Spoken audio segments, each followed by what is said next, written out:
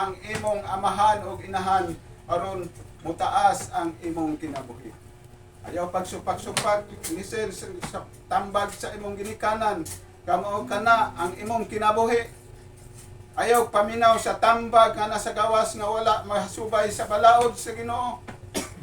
Kasi imong kabatanon karon, daghan ka pang maagian, daghang mga pagsulay, daghan nga mga problema. Apan tungod kay na ang Ginoo magauban kanimo, isalig ang tanan diha sa Ginoo. Kasi imong pangidaron siguro makasabot na ka kung unsa ang pulong sa Ginoo.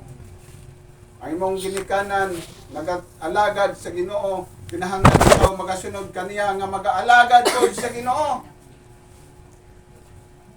Aron ikaw hatagan og taas nga kinabuhi sa Ginoo.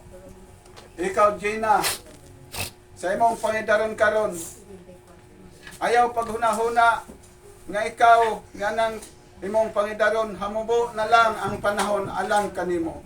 Una-una pangayo sa Ginoo nga lugwayan ang taas nimo nga kinabuhi.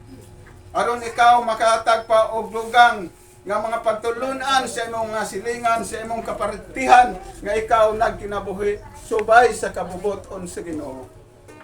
Maura yun na importante nga mahimok kang kahayag, liya, ug suga sa tanan nimong kasilinganan. Salamat kayo, Pastor Joy Boy Tigon. Nga sa imong kahimtang, nahimok kang kahayag, nahimok kang suga sa tibok nimong kinabuhi, gigiyahan ka, gipanalanginan ka. Nga diin ikaw nagagak sa mga katawhan, nagagiya, pinaagi niining mga kahimtang karon, nga diin daghang mga katawhan nga nisapupo, nga imong gisapupo alang sa pag-alagad sa Ginoo.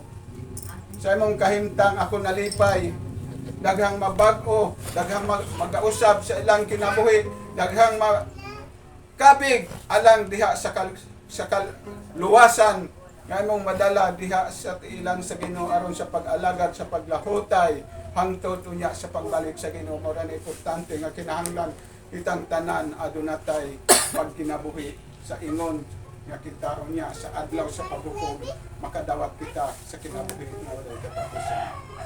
Sa atong pag-alagad sa Ginoo kitang tanan, wala pa maabot niya ng kasaulugan sa adlaw natong natawhan, timanin ninyo nga atong kinabuhi usara. Tungod kay usara atong kinabuhi, nagkinahanglan ta nga lugayan atong kinabuhi. Walay tao nga nagadali sa iyang kamatayon. Ang iyang gipangayo nga ang iyang kinabuhi mo taas pa. Mag-ampo gani ang pinakataas nga edad bisan naabot na 80 ngadto sa 90 nga lugayan. Ang iyang kinabuhi kita pa nga bata pata. Nya kini ato ang kinabuhi ato ning tamahangan, pinaagi sa pagbuhat og delivery, pinaagi sa pag tamhang nga pinaagi sa pagkaon, pinaagi sa ilimnon, mao na ang makadaot sa atong kinabuhi. Usa gini nga adlaw atong pamalandungon nga dili lang karon ra nato ni nga dungog nga mga mensahe. Dili lang adlaw lugay na kini nga mao nga mensahe nga gimantala alang diha sa kaluwasan apan nag-ingon ang balaang kasulatan. Ining adlaw sa pagkadungog nimo ni mao nga mensahe karon na mao ang imong adlaw sa kaluwasan. Karon ang atong adlaw sa kaluwasan.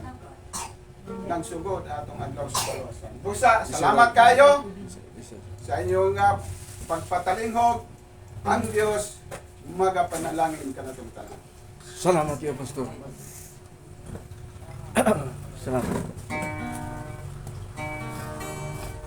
Sunod, Ben. Sunod atong patabon sa mensahe sa awit si Joel Banong. Basog malimot ka dong ha. Sa pag-live si mong kugalingon.